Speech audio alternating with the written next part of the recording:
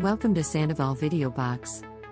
This live stream of the August 2021 Sandoval Board of Directors meeting, broadcasting from the newly built Sandoval Clubhouse, is simulcast on the official communications Facebook page, Sandoval Cape Coral. And a link is provided on the Sandoval Neighbors Synergy page. Viewing of this meeting is available at your convenience 24/7 on the YouTube channel, Sandoval Video Box, and Sandoval's website, www.livesandoval.com. If you haven't already, consider subscribing to support Sandoval Video Box on YouTube by clicking both the subscribe button and bell to be notified of future meetings and presentations. The meeting will begin shortly. If you, the viewers, have any comments or recommendations you would like to see in future live streams, email your comments to sandovalvideobox@gmail.com. Sandoval Video Box thanks you for your support by subscribing, and your participation by watching this meeting.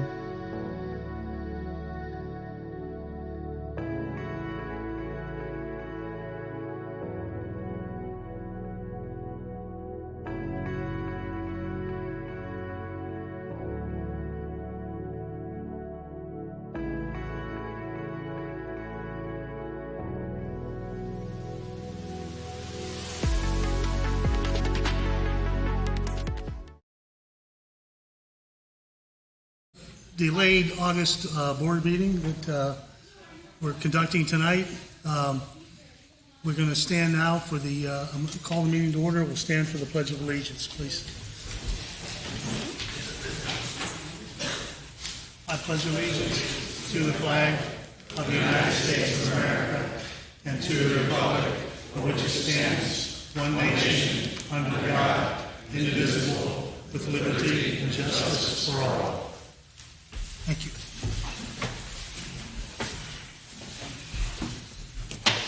Casey's ill. Steve Harshman, the Regional Vice President, representing Casey tonight. And Steve, we have a establishment of quorum and proof of service. Yes. Okay. Yep. Thank you. Okay, we'll start with roll call. President Cooney, present. Vice President Bernard. Present. Secretary Zanfordino. Present. Board Member Conway. Present. Palmer. Present. Spooner? Here. Stout? Here. And again, representing First Services is Steve Harshman. Thanks for being here tonight, Steve. Do we have any resident comments on agenda topics? No, not on agenda topics. Okay. We have past board minutes to approve. I move to approve. Motion to approve. Second by Ron. All in favor? Aye. Aye. Okay. Okay.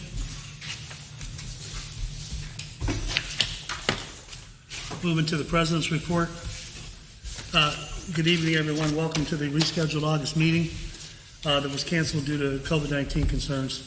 We're very pleased to be holding the first ever Sandoval Community Association Board of Directors meeting here in the new clubhouse. For those of you that had a chance to look around, I think it's pretty impressive, and I know I've been impressed with it, and hopefully we'll see a lot more activities going forward here in the future. This past month, as usual, has been very busy for the board. After months of frustrating negotiations, we have finalized our contract with CenturyLink, and Board Member Spooner will touch on that a little bit later on our agenda. We received a certificate of occupancy, obviously, from the City of Cape Coral for both clubhouse buildings, and are open for resident use. The gym has been open now for over a week, and events are already being booked for the aerobics room and the new clubhouse. I want to give a hats off here to Lorraine Welch, our social director. I think she's in the room right now. But if you haven't met Lorraine, you need to make that a top priority, because she's a fireball and she's doing everything she can to create a community atmosphere, young and old, things that everybody can enjoy here. I know she's got plans for a grand opening celebration in a couple of weeks. She's got plans for the October Halloween event and Christmas and New Year. So she's thinking ahead.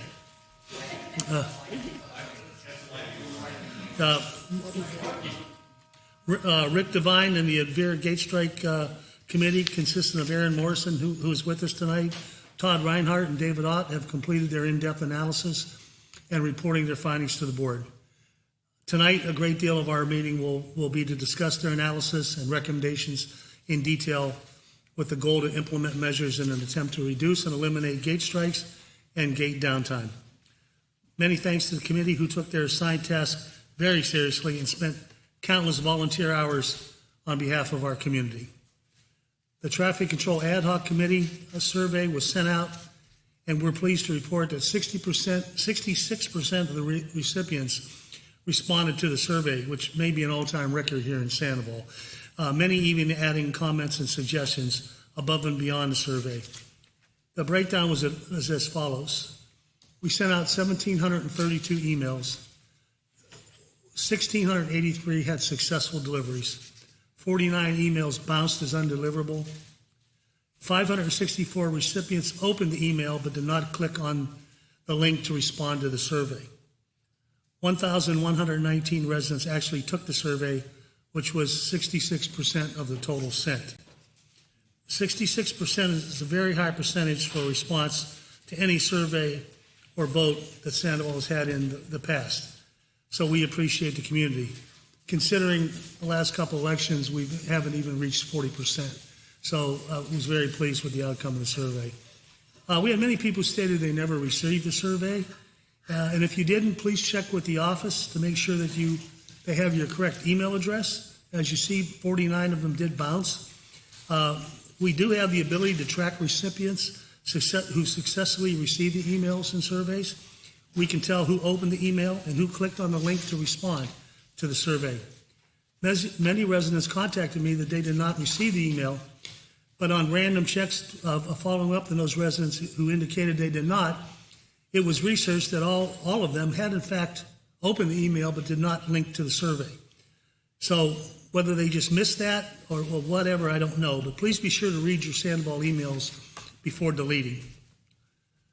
I have tasked the Traffic Control Ad Hoc Committee to thoroughly analyze all the data and resident remarks along with their research over the past few months and make their formal recommendations to the board at our regular September meeting later this month, which will be on the 30th here in this building.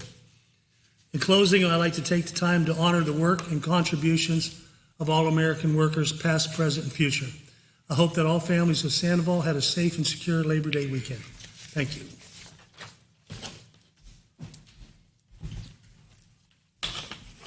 Board Treasurer's Report. Speaking tonight on behalf of Mr. Tubb is John Elkins.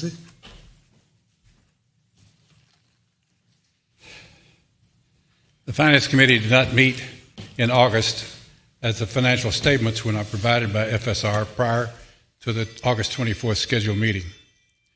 Financial statements were provided on August 24th at 3:54 p.m. and copies were furnished to the Finance Committee as well as board members at this time. Reminder, FSR is contractually bound to provide financial statements to Sandoval on or before the 20th day of the month. The Finance Committee transmitted its concerns in June from the May financials with residential delinquencies. Quarterly homeowners assessments, not including pass-through landscaping assessments, equals $855,000. As of July 31st, there are 123 residents delinquent, 7 of which have been turned over to our attorney for collection, for a total of $210,022.49. $96,119.22 are over 90 days old. This is a reduction of accounts over 90 days old by $37,469.78 from June. Majority of these delinquencies remaining are $97,181.35, which are over 30 days but less than 60 days. Our July 31 financial statements show a $70,239 surplus for the month of July and a $334,316 surplus year to date. I am comfortable these numbers are correct. As of July 31st, accounts RSV 1, RSV 4, RSV 5, which are our reserves, contain $2,132,996. Accounts RSV 3 and RSV 6, the bulk telecom, contains $1,138,112. And OPR 1, OPR 2, and OPR 3, the operating accounts, contain $985,601. Concludes the report.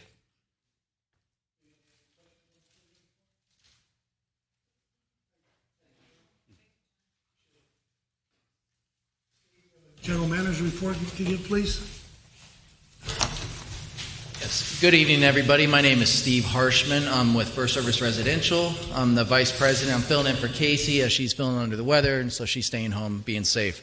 I do want to congratulate the board and anybody else that was involved. I know it was a group effort getting this place up and going. It looks fantastic, and so I'm glad to be here. So great job to everybody that was involved, and so thank you for having me. So the veterans, I'm giving this report on behalf of Casey. So this is Casey's report. So veterans pedestrian gate repair. So a welder repaired the hinges, and the mag lock was ordered from Envera and is in stock and should be installed sometime this week. Safety inspection of all the metal gates. They had 4 different companies come out: New Tech, Ramco, Action Automatic, and New IQ. These are all gate companies that can provide a repair solution to the gate. And as soon as they receive feedback from those companies, they'll share that information with the board. The drop gate repair at Trafalgar exit gate. Work should be completed sometime this week. Maybe because of the holiday, it might be a little bit delayed. Pool water features and slide repair. The equipment was special ordered from the factory, and it was sent to the distributor. Final programming of these motors still needs to be done by the distributor, and once that's done, they'll send them for installation. They did note that an electrician will be needed to install those motors. The pickleball court renovations are expected delivery of the nets sometime this week. There's been noticed flooding issues on some of those courts, and so the landscaping company is looking at doing some grading away from the courts to help solve some of those flooding issues. As Gary mentioned, certificate of occupancy was received last week. New signage for the basketball court area has been completed. There is, if you haven't noticed, Nicole, one of the administrators in the office, has been out, and so one of the pool attendants there has been helping out, Julian. So he's been training for the past couple months, and so he'll be filling in while Nicole is out. John, your maintenance guy, he's being trained on minor gate repairs, and so he's helping out there. Envera did note that it's not recommended that we let anybody else work on them besides them. Let's see here. So corporate compliance training. So you have a new compliance coordinator. His name is Aaron. He came from a very large community that I'm very familiar with.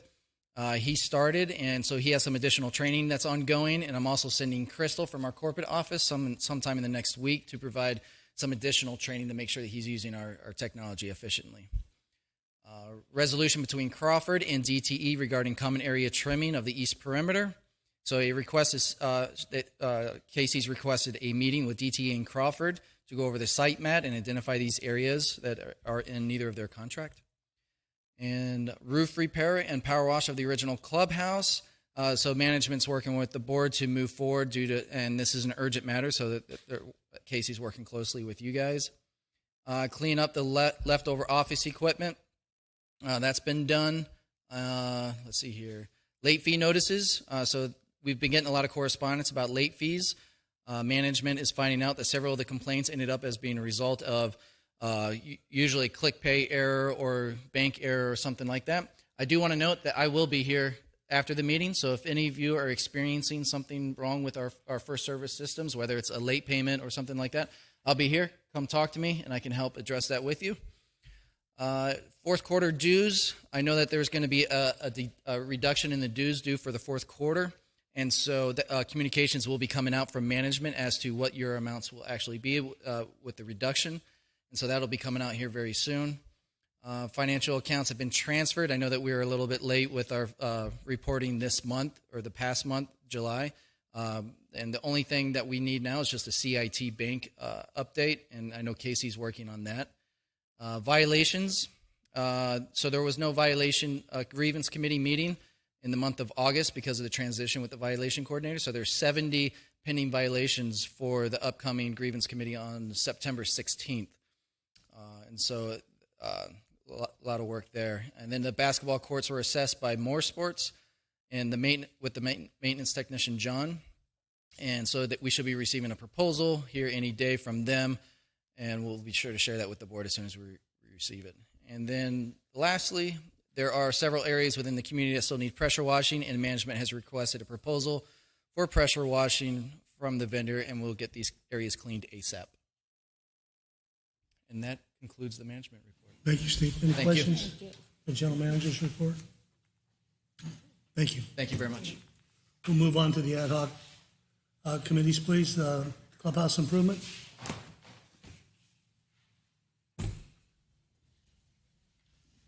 Just to reiterate what Gary said, that we did receive our certificate of occupancy for both clubhouses. I'm pleased to report that there were no additional costs. Therefore, we came in approximately $18,000 under budget for the project.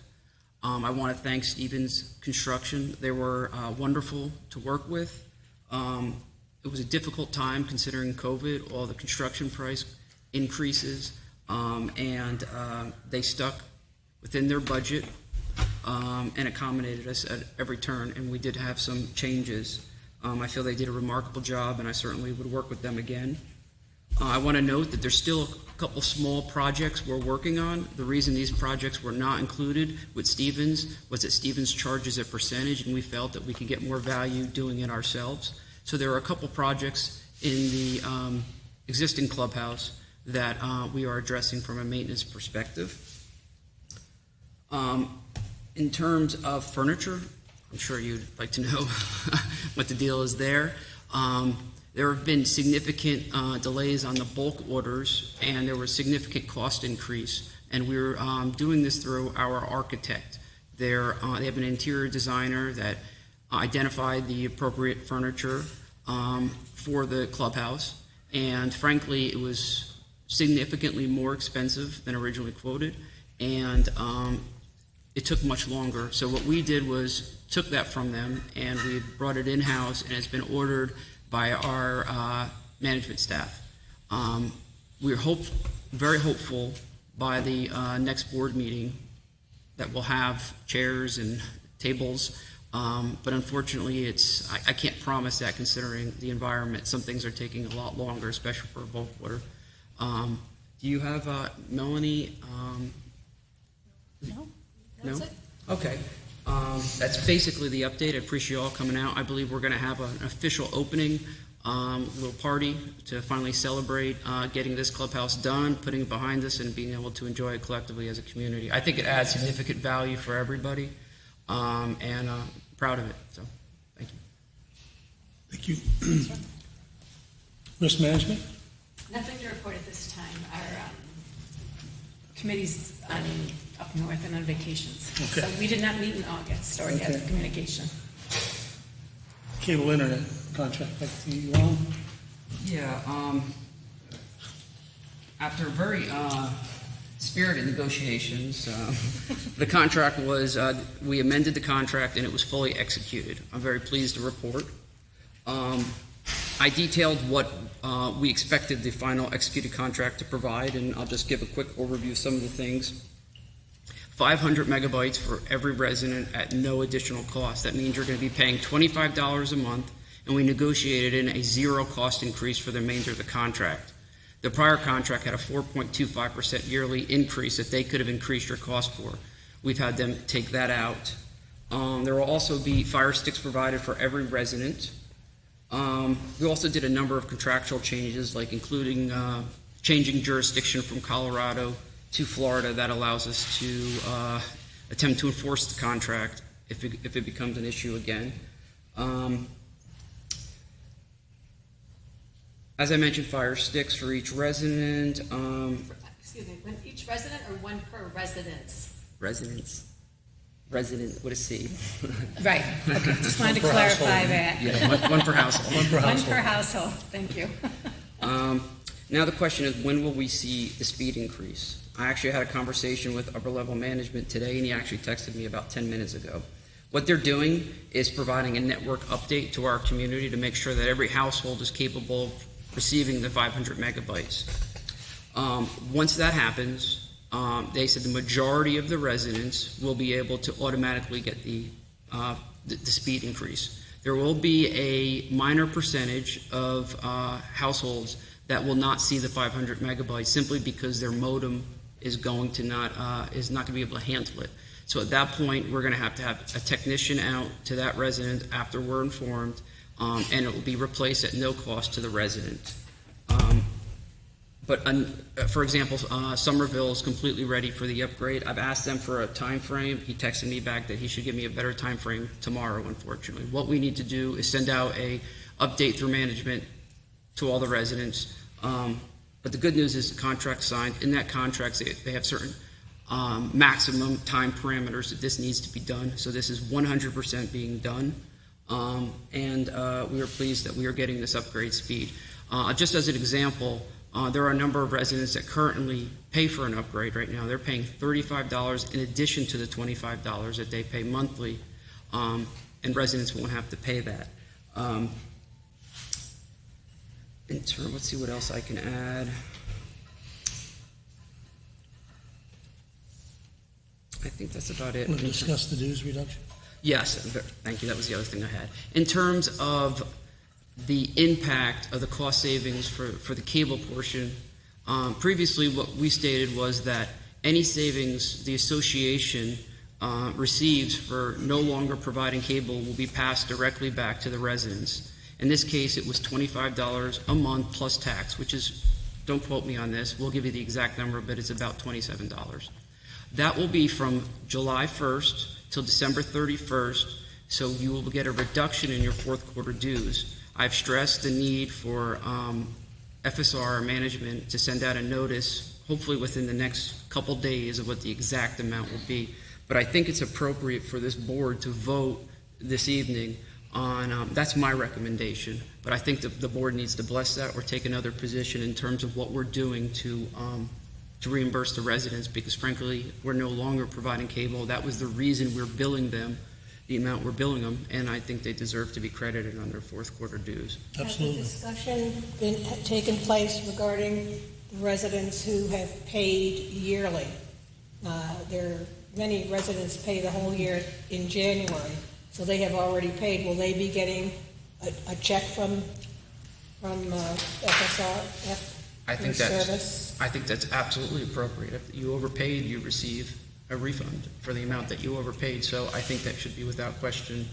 At least that's my opinion. And I think certainly we're not talking about hundreds, I'm sure.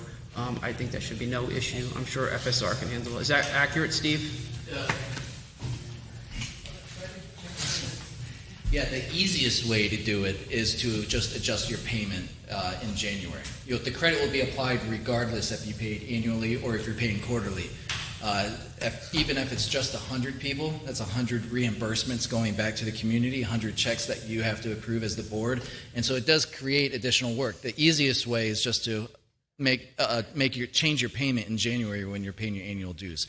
Now, if we have to reimburse someone, we can certainly go down that route. It's just the easiest way is just to adjust your payment in January. Would it be fair for us to establish a policy here to add absolute clarity? And if certain residents wants to deviate from that, they will be able to on a case-by-case basis. For example, if this board can agree of a reduction, a credit that will represent a reduction in their first quarter dues, and that will be the policy, yet allow individuals that actually want to check back on an individualized basis, will they be able to receive that check? Yeah, anybody that needs a reimbursement for an overpayment of any kind can have that reimbursement requested at any point. I think it's easy to keep the book straight if they reverse it this year, so this year is separate from next year. I didn't hear what he said. What I'm saying is, if we owe people money for this year, it should go out this year, so we're not affecting next year's budget. When we make it out, we'd have to factor in those dollars that are not going to be collected next year. Opinion. Finance committee. John?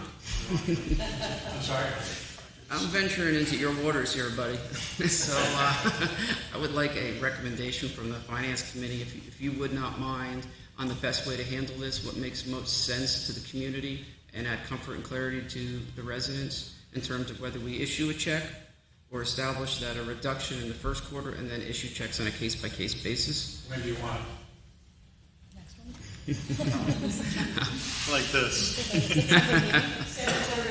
Well, frankly, this isn't as pressing of an issue because, frankly, this is going to impact the first quarter. But I think we want to give residents as much clarity as possible. When is the next time you have a scheduled finance meeting? Our normal schedule is the Tuesday before the board meeting. Okay. Each month. So if you do it by then, if you need it sooner, I think that would be appropriate. Yes, and this is, again, a very different issue than the fourth quarter dues that residents need to know right away. Very separate issue. So what you're doing doesn't affect that. But, Steve, based upon our vote tonight, are you confident that we'll be able to get residents an exact figure of what their fourth quarter dues will be by next week?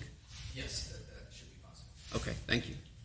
So I think at a minimum, we need to take a vote on the what we're doing with the cost savings in terms of going to an individual cable. I entertain a motion.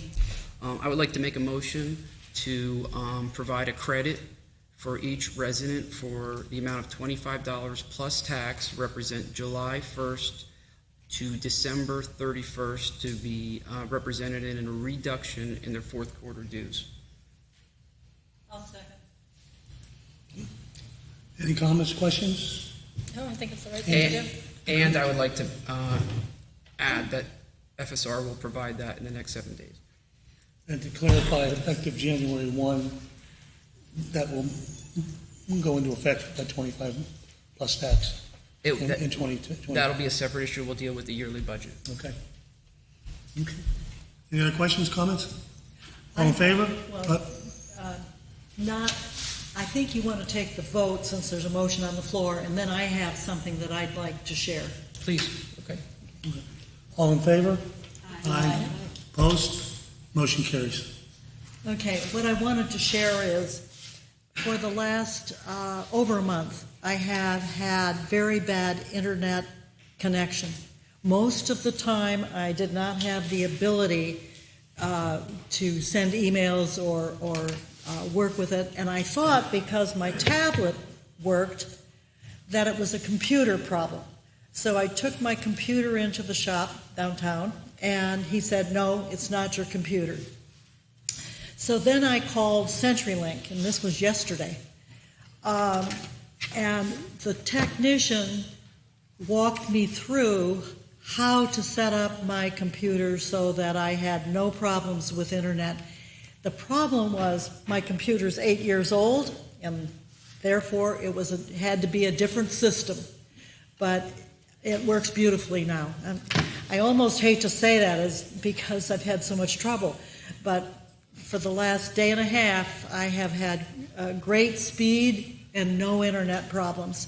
And that technician just was wonderful to work with. So I did want to share that CenturyLink, took care of the problem. Because each household is going to be evaluating what their speed is and determining whether they will need to contact CenturyLink. And as a note, I did mention that most of the residents will receive that $500 increase. The ones that don't still should see a significant increase, more likely closer to $200, but before they get their updated equipment. So you will see some benefit. But it is good to troubleshoot on your end, too, to make sure we're efficient. Thank you. Any update on Taylor Morrison, Hon? Yeah, there's, let's see what we did on Taylor Morrison. We met with our council to review financial experts and continue to work up the case. Other than that, there's no further updates. That's good. Okay. Move on to old business. This is Envera gate recommendations.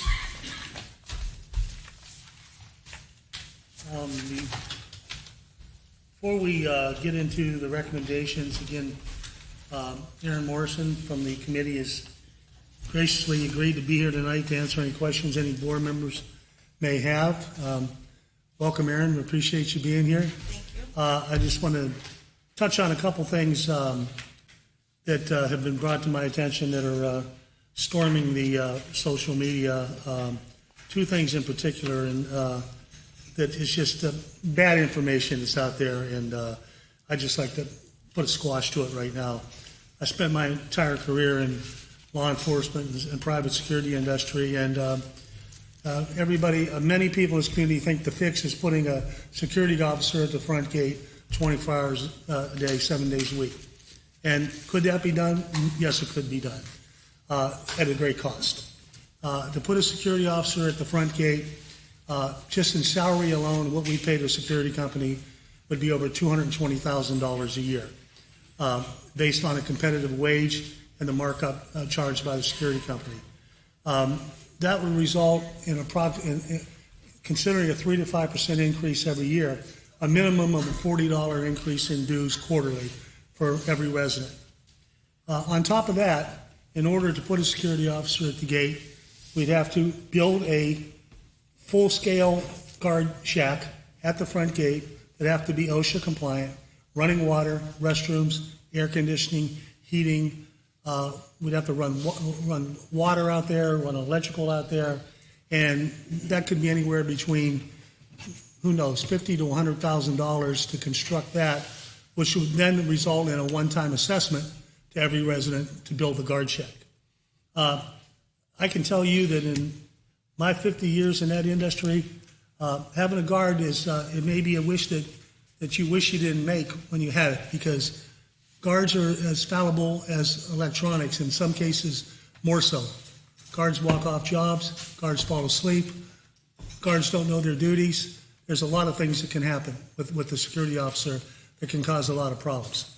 Security officers aren't the answer, but again, if the residents of this community want that and they show a strong desire for that, we certainly can do it, but it's going to highly increase the cost of your dues and assessments moving forward. Another option that's been brought to our attention is having residents volunteer to man the gates in lieu of HOA deductions. Again, very poor idea for a variety of reasons. Number one, we don't want to become an employer and have employees working for us. Number two, residents are typically not permitted to hold any types of position within the organization. If a resident gets injured monitoring the gate, we're going to cover the workers' compensation. If a resident strikes out at another resident through an altercation, we're going to have the general liability claim. At least if you have a guard company, you're protected through their general liability and through their workers' compensation. We have no protection. Thirdly, who's going to schedule these people? And if somebody just decides, I'm a non-paid, I'm going to the beach today, so I'm not going into work. Who comes into work? There's a tremendous amount of reasons why that's not a good idea, and just liability, number one. So that would be stricken altogether, in my personal opinion, is having residents volunteer. Again, if the community wants to entertain security officers down the road, that's something we can certainly do. So with that being said, we're going to move on now. Aaron, would you like to do a brief overview? Thank you. So since the last meeting in July, the committee has worked and provided a report of what the existing conditions at the gates are and recommendations to move forward based on the systems that we have in place currently. It was noticed that we currently don't have any service or maintenance on any of the gates, with the exception of the barrier arms at Trafalgar and Veterans, entry only. There's no service or maintenance on any of the swing gates that swing horizontally, or any of the exit gates. barriers or swing gates. So that's partly in this report, our recommendations. We spoke a number of times with Envera on multiple occasions regarding the gates themselves, regarding the tags that go on the cars, pretty much everything that we could think of that could be wrong, we've tried to flush it out. So there's probably 2 or 3 pages worth of solutions that I think we're going to go over today. And since the last meeting, Rick and I actually met with the technician from Envera regarding the cameras for the exit gates. So we met with him and also the new maintenance guy, and between us, we located where these cameras are going to be. And since the last proposal was sent by Envera, there does need to be a small change to the proposal because they had originally quoted 2 cameras at the Trafalgar exit gate, and we actually only need 1. So there's a little bit of tweaking to that proposal to help bring that cost down a little bit that I think could help. I believe Rick sent that information to Casey. I don't know where that's currently at. So that's pretty much the update that we have since the last meeting. Okay, great. Thank you. Appreciate the update. We may be calling on you again Should before I just the next. Well, you can sit. Well, Okay. So I think what I'd like to do is we've all had a chance to look at the recommendations that they brought forward. I'd like to kind of attack these one at a time and discuss them. And if we feel that a motion is necessary to move forward with that,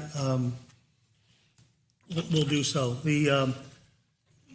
One of the major problems that we have with the gates was, first of all, was a bad system to begin with. But, we've inherited it, and we have to do our best to fix it. And I've promised Rick that we're not going to, as he likes to say, kick this can down the road to the next board to fix. We're going to do whatever we can to take it wrong and make it right.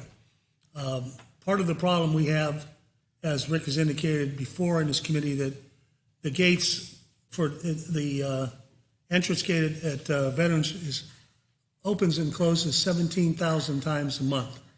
That system is not designed to take that kind of wear and tear. So the first recommendation that we had from the committee was to keep the metal gates open during certain times. It's been suggested 6 in the morning till 6 at night, or whatever during the peak times, to reduce the amount of times that those gates are being opened and closed on a daily basis and the wear and tear on the mechanisms that control those gates. We'll open this up for questions, comments from the board. I use the Trafalgar Gate on Thursday morning at 6 a.m., and there's usually 2 or 3 other cars there. I mean, there's a lot of traffic, even at 6 a.m., leaving. I think that it makes sense to cut down on the number of times the gates are opened and closed. So therefore, I'd like to make a motion that we open the gates at 6 a.m. and close them. I'm not sure what time in the evening, but maybe 7 seems like a time that would be reasonable for people to have returned home. I agree with that. The swing gates take a terrible amount of abuse, opening and shutting as many times as they do. And we will still have the barrier arms. And the swing gates, just keep them open. It works in many, many communities. Yeah. Next door in Royalty, well, it's not called Royalty anymore. What is it called next door? Okay. Their gates are open all the time. And I think it's a good idea to keep them open from 6 to 7 o'clock at night. The morning especially, having people go in and out. Nighttime, it's probably 7 would suffice. Do we need to second the motion to have discussion, to open discussion? Yeah, I think we were just having discussion. Okay. Weren't we? Does anybody, we need a second, I need a second. I am definitely in favor of having the gates open some amount of time. I don't necessarily like them being open all day. We just spent a tremendous amount of money upgrading the clubhouse, all of the amenities. The clubhouse, the community next door to us doesn't have the same level of amenities that we do here. I would prefer to have them just open at peak times, and if we find that there's still gate strikes, a lot of gate strikes during other times, we can then escalate it to have being open all day. But I'd prefer to say like a peak time in the morning and a peak time in the afternoon, and then close during the day. And to add to what Melanie said, I too am in favor of leaving the swing gate open in the mornings, starting at 6 a.m. We know that there's, people leaving for work and also school drop-offs or meeting the buses outside the gates at 6 a.m. So in this case, what I would suggest is the exit gates be left open, the barrier arms still functioning in and out for the morning period, the peak period from like 6 a.m. to possibly 10 a.m. for your commuters going to and from work and for the school traffic, if you will. And then in the afternoons, the resident gate open for those kids returning from school and pickups, as well as for residents returning from work during those peak hours of the afternoon. Let's say, 2 o'clock to 7 o'clock.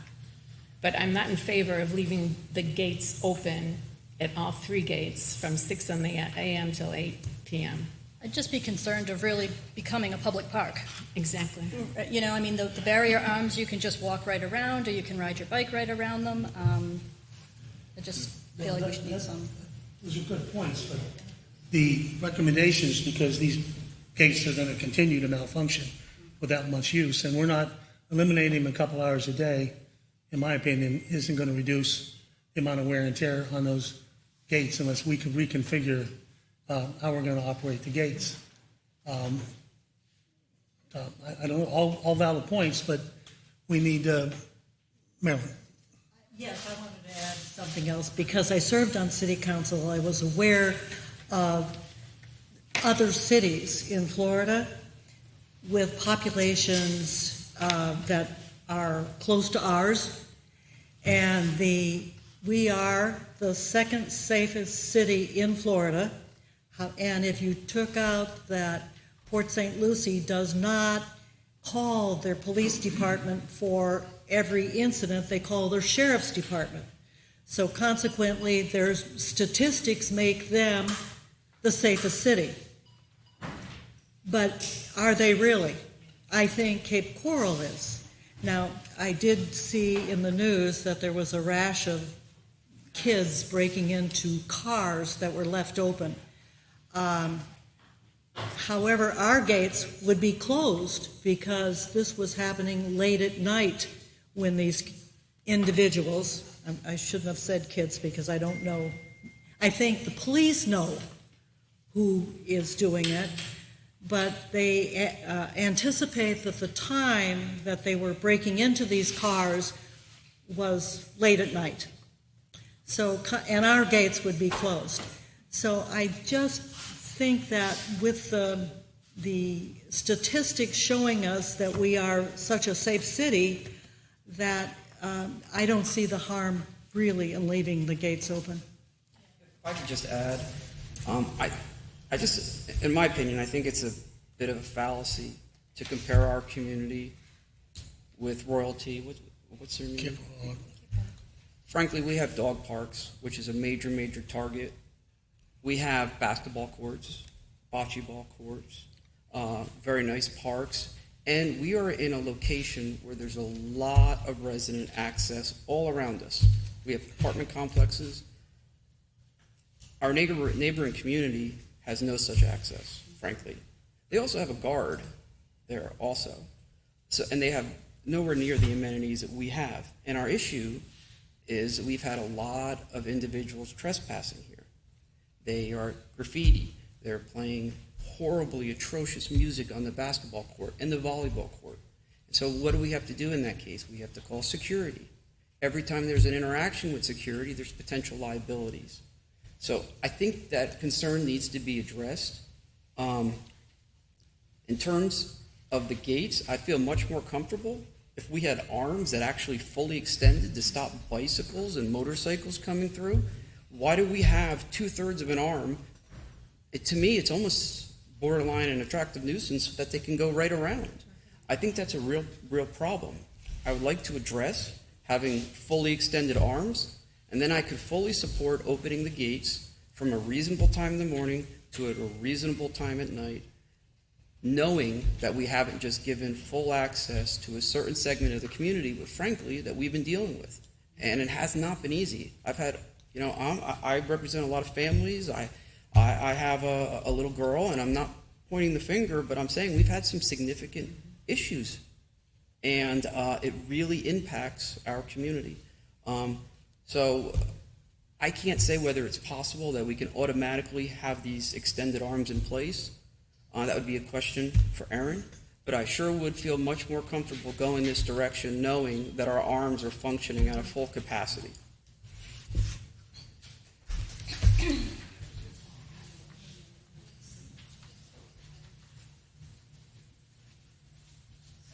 In terms of extending the swing gates themselves to be a couple feet longer. You mean the arms, right? Yes, the barrier arms, excuse me. So to do that, the additional weight that would be required and the stanchions that we have out there now will not support longer arms. So you would have to use like a counterbalance system to actually be able to extend those arms even further, which is going to cost a significant amount of money to replace the stanchions also with the longer arms. So it's not just an easy switch out between the two. It's going to require a lot more in-depth analysis of that and to figure out what the actual cost would be.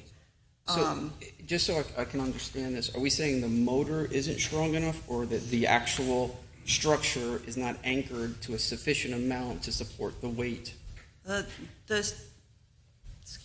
box that is there now, it is having a hard time even supporting the weight of the arms that we have now.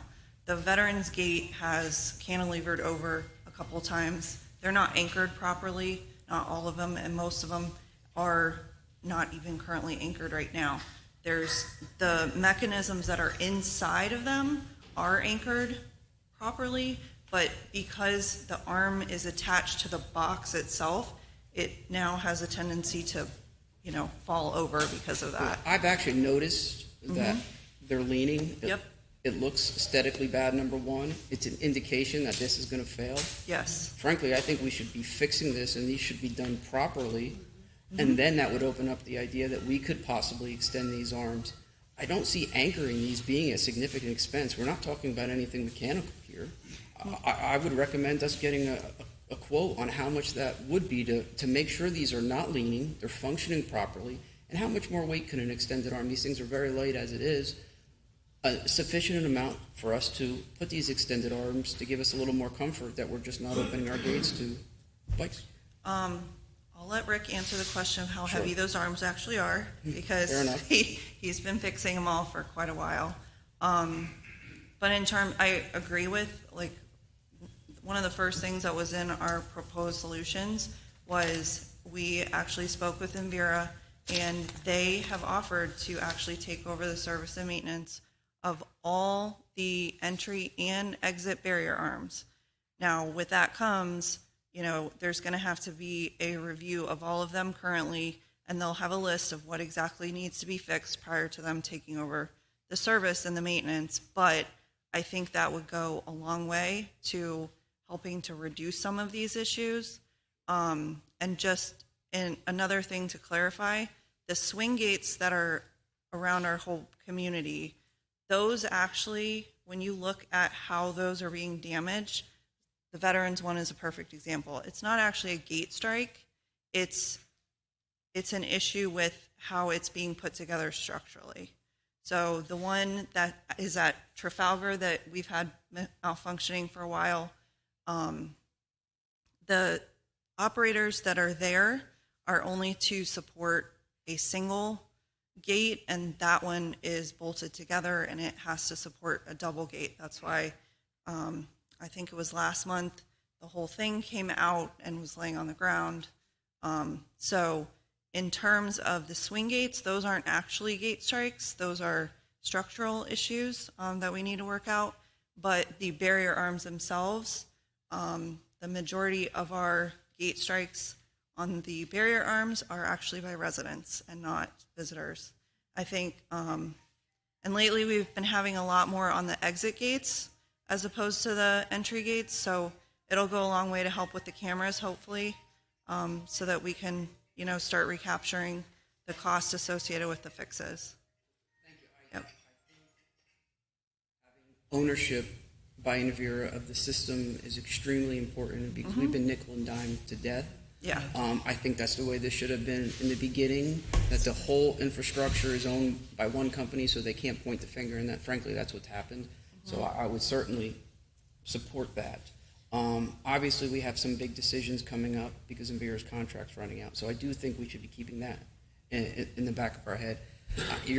And I appreciate all the work that you've done. Have you been involved in at all, and I'm not sure if this is part of your purview, but the ability to realize these gate strikes in terms of putting accountability on residents? This board has desperately tried to get some sort of feedback on why we are missing so many gate strikes.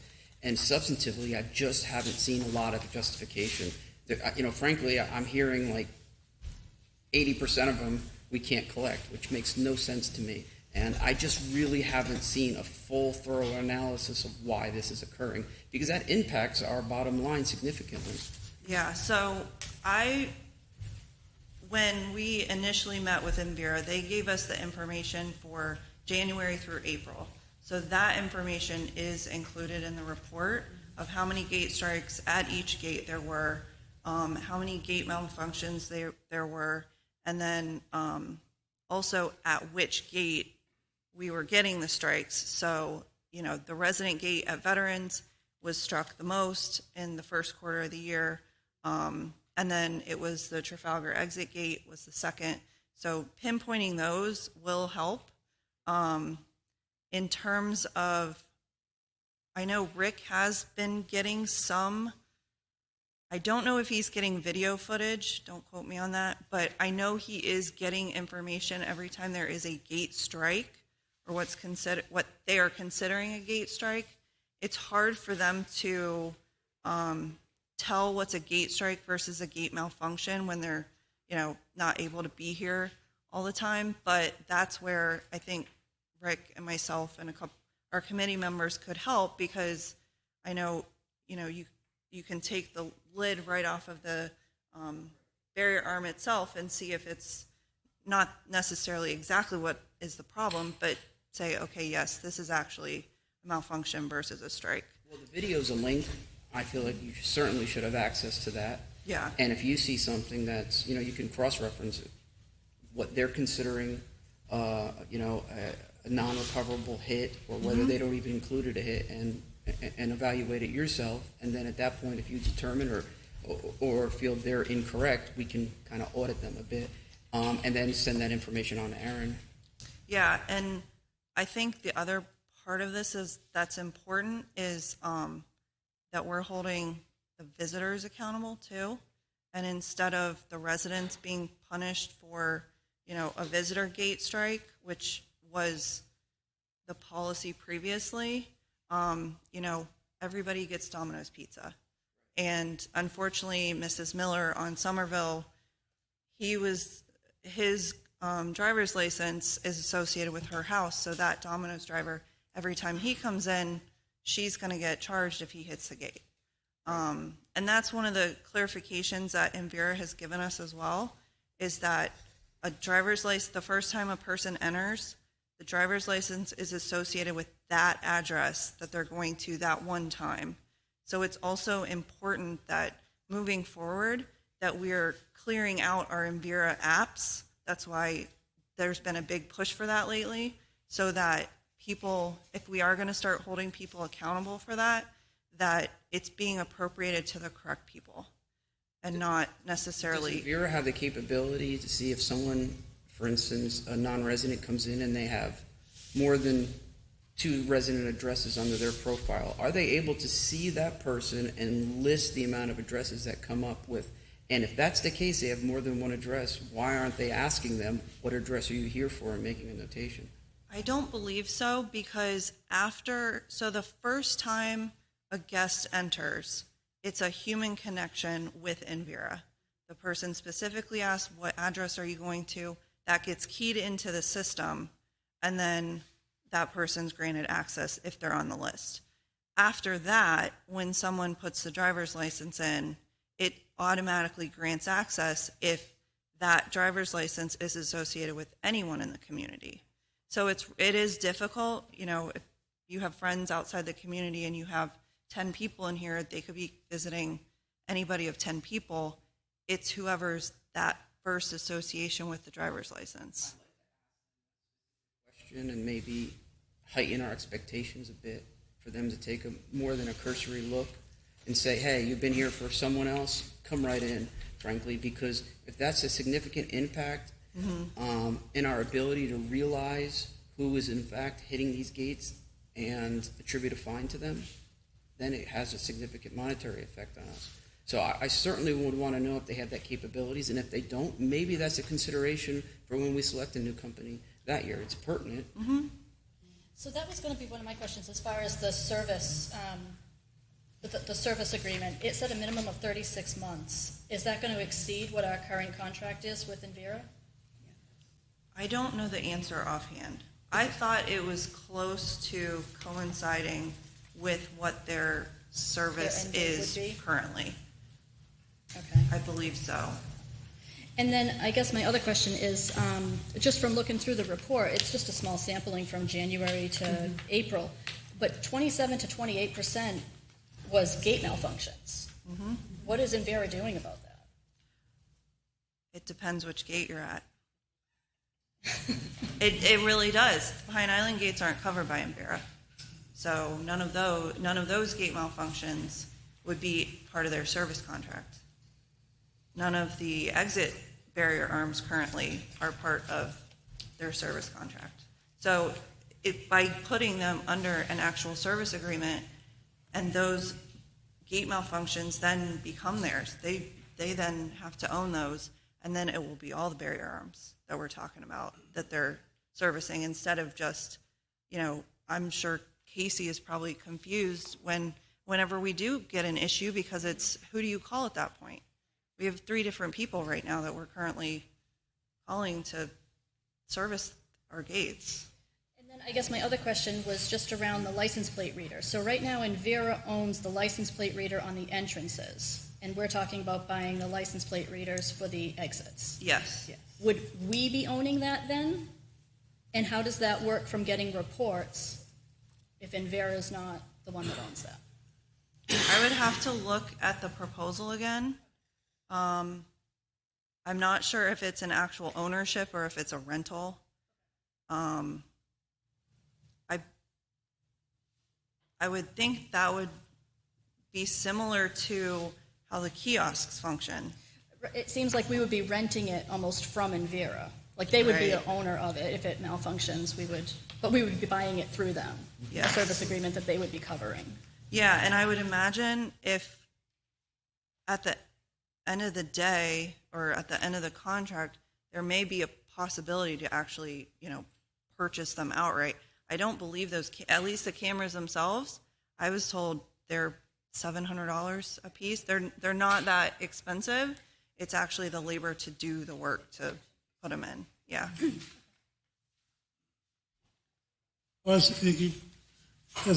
a compromise, I think that it makes sense that we get a full-blown proposal from Envera on covering. We have already gotten that. To cover all the gates, because we already have that.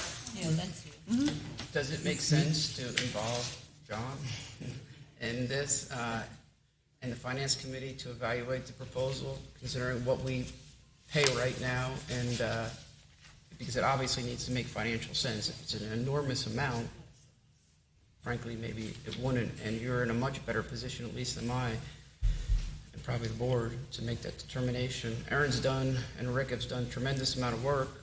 I'd be happy to, but I don't know that another cook would help the problem. Well, just frankly, from a financial standpoint, we got the technicians here that understand the details. They did break down in their proposal that they would give us 0% financing if we chose to do it over 36 months, and I want to say it's less than $400 a month. So instead of paying, the full lump sum up front, I think you can break it down by a monthly, to lessen the pain. 400 roughly. Yeah, I believe it's towards the end of our report where it breaks down. And I actually have a copy of the proposal that I can send to anybody. $825 a month for all 3 gates. The $825 a month at a minimum of 36 months. For the service and maintenance of the various. Yeah, I'm sorry. I was thinking at per entrance. There was another one that had a $300 fee. The license plate reader camera, I believe, was. Yes. Yeah. $10,000 investment. Yeah. I have a question. So, did you look at what role Bose Electric plays in all of this? And are they under contract for anything other than when Envera says that's not ours, then the call goes to Bose? Because Jerry had Bose here every other day. Yes. Bose Electric. So we do not have an actual contract with Bose. But when Envera says they are not responsible for it, Bose is the one called. Subsequently, there's this gentleman named Andy who Bose now subcontracts everything through Andy. I can't remember the name of the company. I believe it was ProSource Electric or something of that nature. We did receive a proposal from him to replace the whole outfit of the Trafalgar exit gate. I know Rick had received that proposal. So what happens is when Envera says that they're not liable for it, Bose, and now Andy gets called every time there's an issue, and we're pretty much charged on a case-by-case basis.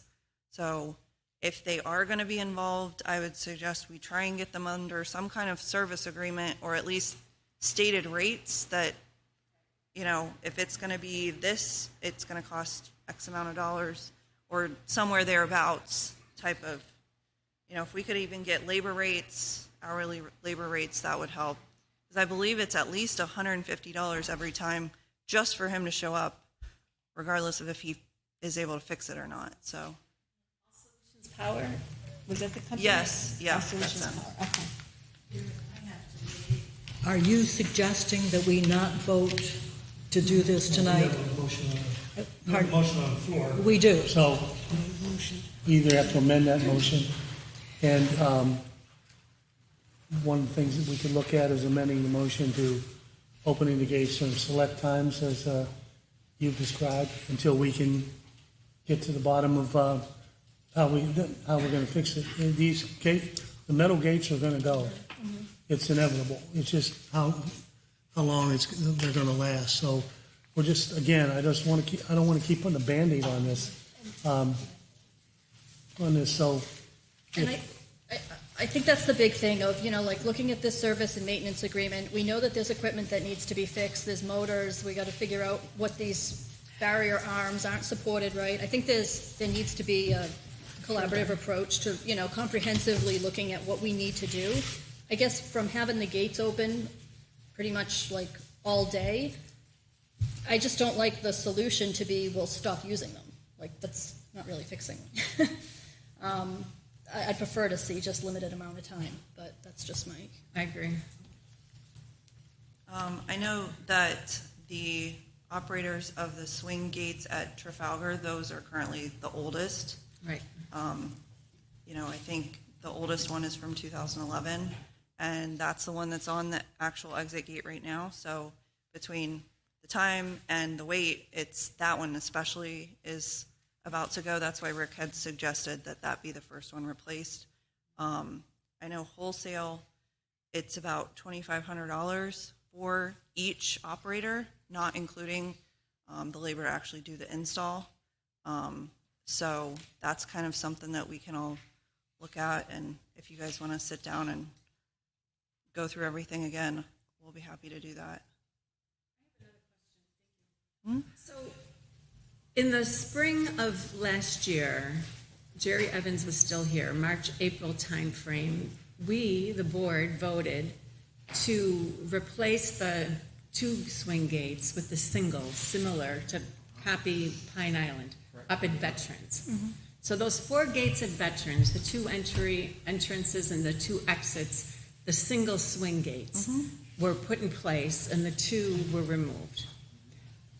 Did they not address the stanchions and the motor and the support?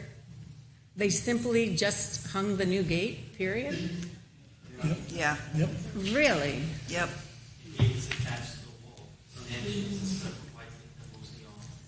So, very interesting. That's part of the wear and tear problem. Right. No, that's why it's too much weight. I can't imagine that they didn't put the supporting architecture there, the supporting. And is that not under any warranty at this point? That we couldn't go back and say you installed a gate, but it doesn't support it? That I don't know. I've never seen drawings on the actual metal gate itself. I do know that it's not steel.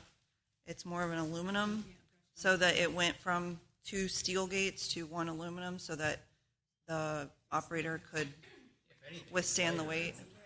Which, They are lighter, but they also are able to sustain damage much easier. That's why you've seen some of the pickets. Right. I mean, you can just squeeze them and they. Right. but it's pop less off. likely the support is going to fail because they're lighter, and yet it did, which seems to indicate That's true. that it If was they- a very significant problem Right. then. If the that they support, ignored. if the column support wasn't in the gutter, I would agree with that. Even the exit gate at Veterans the column itself is in the gutter as well. So that one at some point is going to fail also. Do we know why this arm has been up for 2 weeks? It's a significant issue on the Veterans Gate, the arm in the residential side on the Veterans entrance. It's been up for nearly 2 weeks. It's creating dangerous situations. To me, it's unacceptable that Envera has not addressed this yet. I believe that was a decision that was made by the management.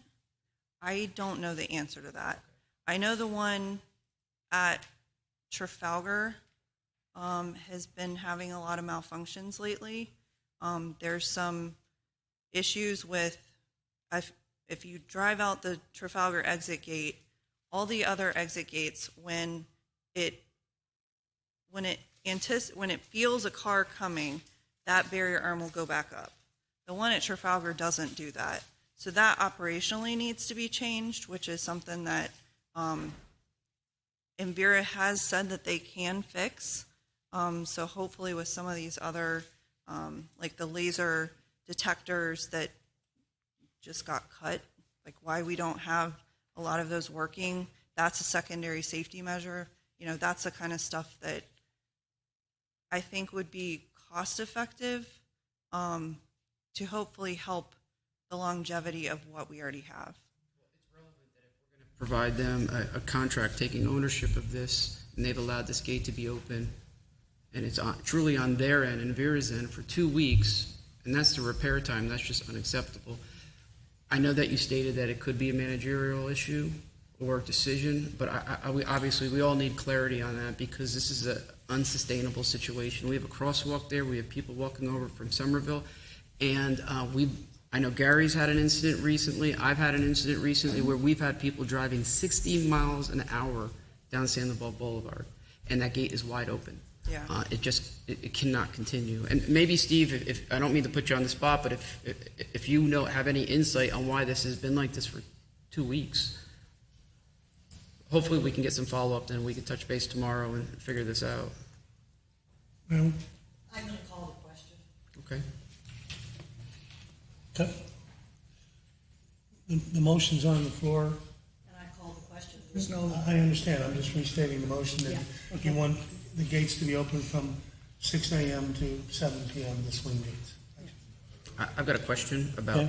the motion. Does this include weekends? Because I wouldn't agree. Does this include weekends or? It doesn't have to include weekends. I would not support it including weekends.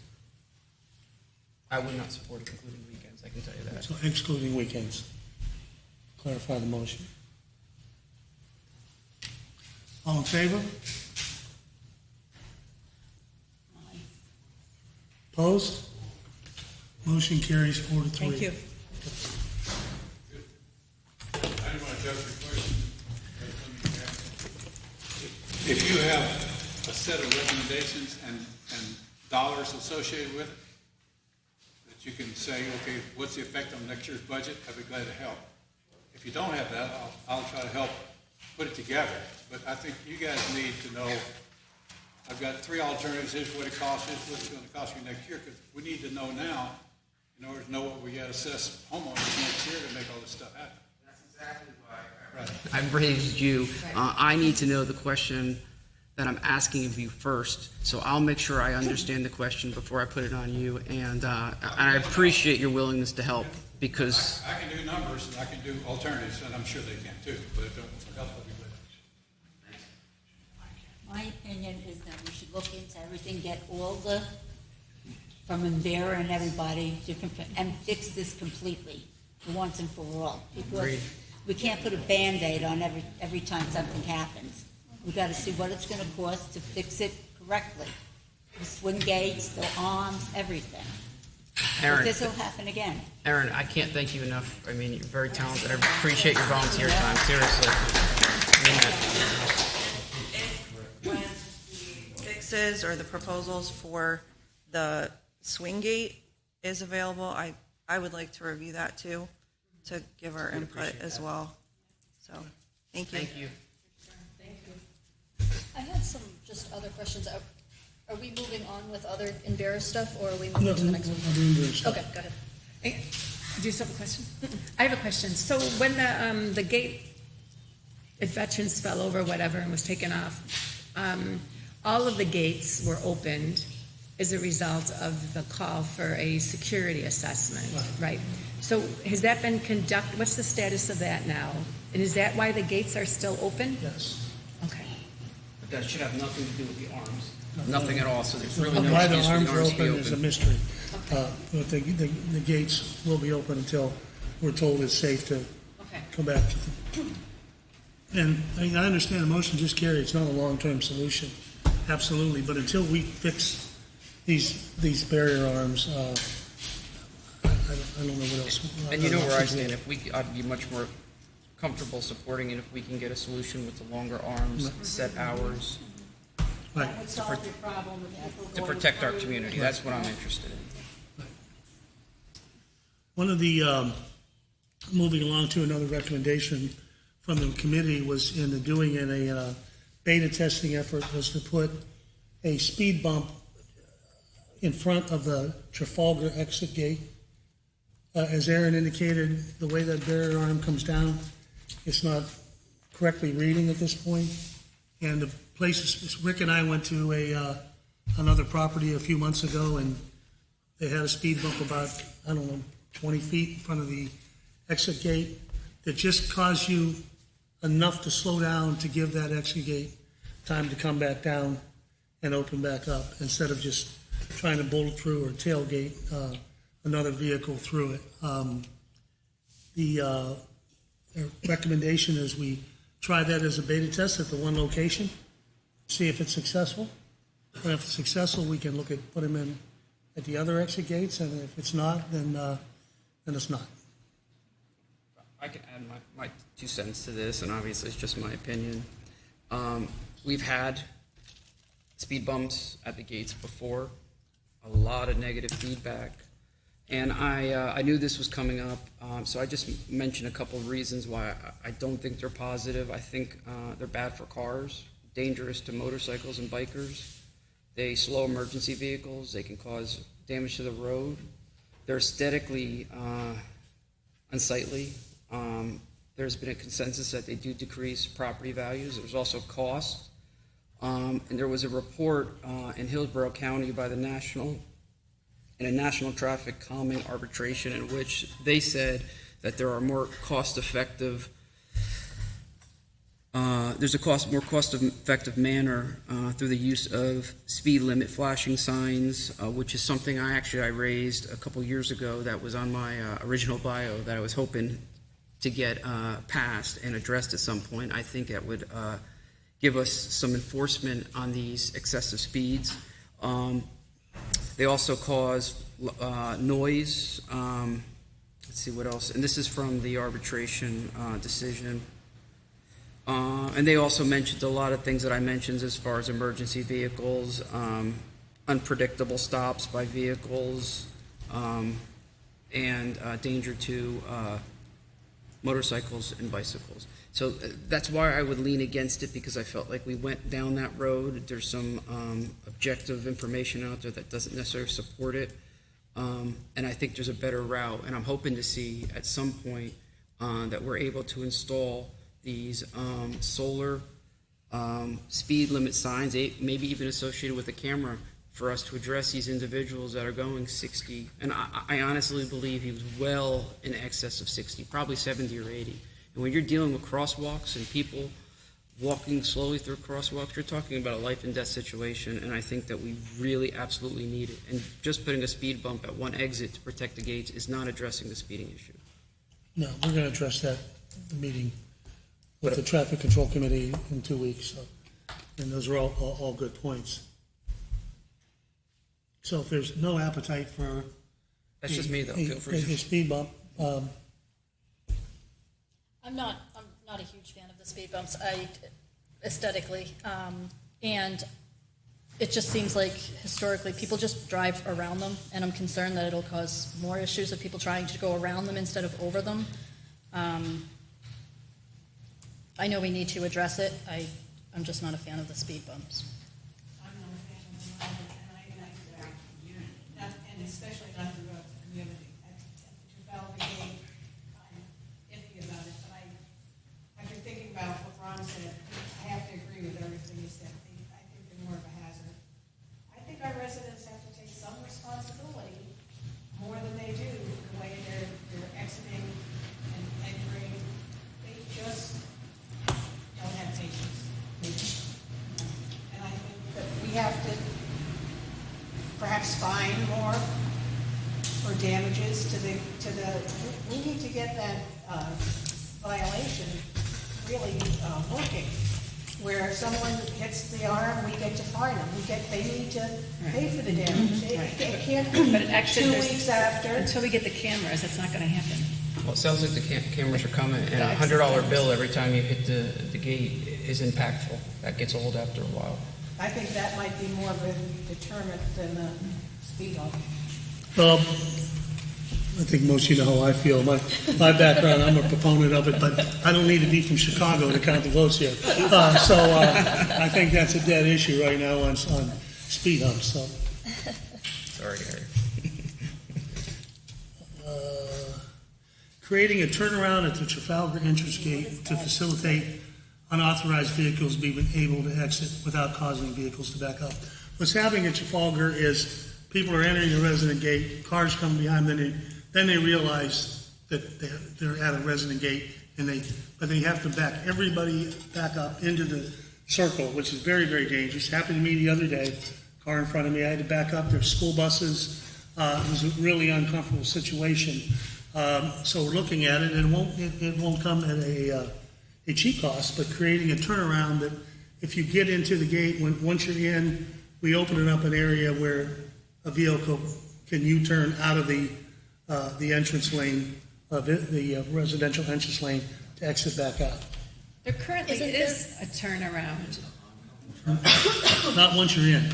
No, because those little white pole things are there. Can we just take Well, those out? there's more than there is a turnaround. The question is the turnaround adequate for the vehicle that may be too advanced? They would need to back up to do the turnaround. But the turnaround is after the monument. Right, okay, that's right. There is a turnaround. But the turnarounds, the position to turn around doesn't help where the vehicles really need to turn around once they're in too deep. But what's gonna stop them once they go through? You think they're gonna go around and leave? Well, they'd have to if they can't get in. It's either that or drive through Yeah, the but gate. where is this turnaround gonna be? It's going to just take them back out in front of the exit. Before the gate, they would not Before access the gate, it. okay. Yeah. So there is a turnaround there, currently. There is. Does the number of backups warrant the price of installing a turnabout? I mean, are we talking about 10 times a day that this happens, or is it once a month that it happens that you have a backup No, I before think you start, before we start? I've seen That's the unknown. box trucks, vans. I've seen it happens quite a bit. I think. Yeah. And I think one of the pieces too, one of the proposal items, and we may have even already done it, was to put resident-only signs at Trafalgar up further No so guests, they can no see vendors. it. Actually, before they're not they further, get- they're back, They're closer. further out. Right, yeah, so that they can see it before they get into it. Need a hand to slap them. But I mean, even if my little sticker thing didn't work, it's frustrating when you get up there and then you can't, you gotta back up like a full length. Right. I think it's like 1 car length until you can get to the turnaround that's currently there, if those white pole things weren't there.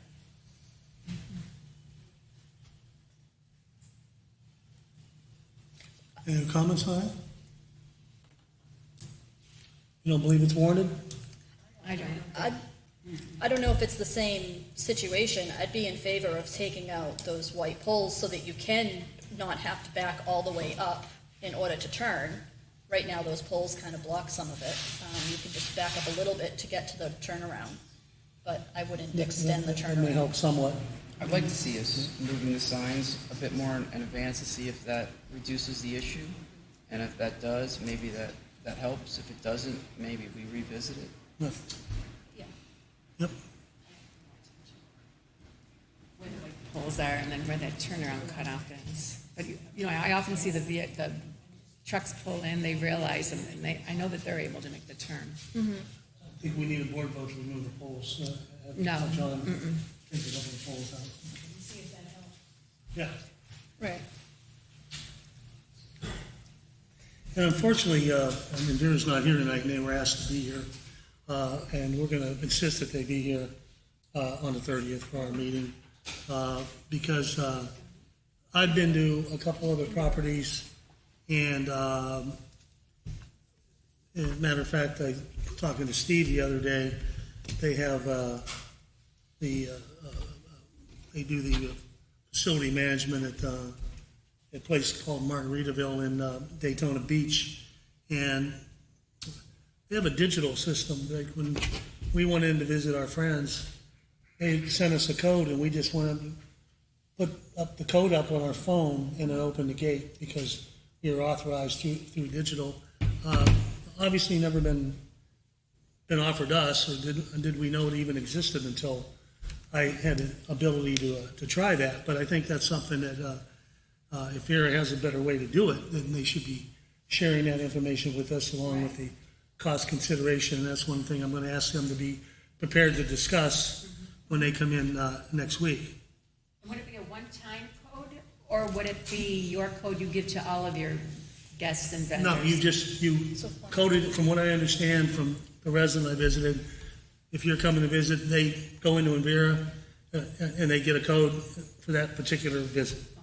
So it's null and void after that. You have to have another code to come in, so it just doesn't. Everybody got the Yeah. codes. Oh, before, yeah. And I mean, I think these are a lot of the things too that we can be almost pre-evaluating in Envera. Like they're not necessarily coming forward with potential options, and you know, it's all stuff that goes into, do we want to stay with them? I mean, this is how they treat us when we're here. We know we get a great sales pitch when you go out for an RFP or something, but this is real. Well, quite frankly, they've been non-responsive for the most part. Right. Right. And the level of service, I agree with Ron.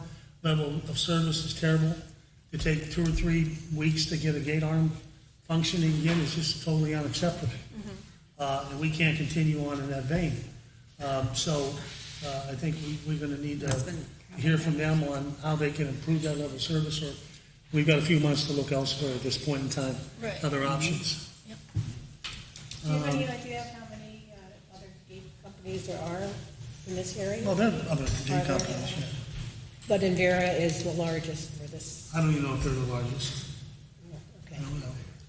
I can tell you when I went to the, I think you were there too, when we went to that trade show for HOAs, I met with a company there who said they were shocked a community our size purchased Envera to begin with, because it's not designed for a community this size with a number of openings.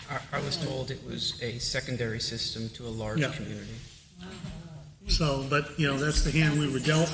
So, we're going to have to figure When is that their out. contract over? When is their contract over? I think it's April. April? Yeah, it's the spring of 2022. So we do have a little bit of time to work, but we have to be careful not to tie ourselves into Right. agreements moving forward. They're going to take us beyond that. And also, one of the challenges was when in 2016 that they didn't want to take over a lot of our equipment. So are we going to get into that same position if we, replace stuff company. now and then we get a new company? They have to take all or nothing, in my Yeah. opinion. If they don't want to take it all, then we find somebody that does. They own all the entry cameras at all three gates. They own the kiosks at Veterans and Pine Island. But they only service and maintain entry cameras and kiosks and not Veterans and Pine Island. And it's like, it's amazing that, Well, we have a chance to fix it. yes, exactly. And that's what needs to be done. Yeah, here it is, the fire stanchions. And one of the things that, the last thing Oh, that's the on my list was, once these cameras are installed, I think that we advised Casey at our last meeting that there has to be absolute strict enforcement on any Absolutely. gate strikes, and we're going to be looking at a weekly report from management on how many strikes we had, how many fines we were collected, because we're leaving a lot of money on the table, not enforcing or not following up on these. I think having Aaron on board right now will hopefully be of help in collecting some of these fines moving forward. We're not here as a board to punish residents or visitors, and it's not a money-making endeavor. But the cost to all of you and every resident here in Sandoval to keep repairing these gates is unreasonable. I don't like spending my money any more than you like spending yours for things like that just never seem to get fixed. So we'll need to take a hard look at that.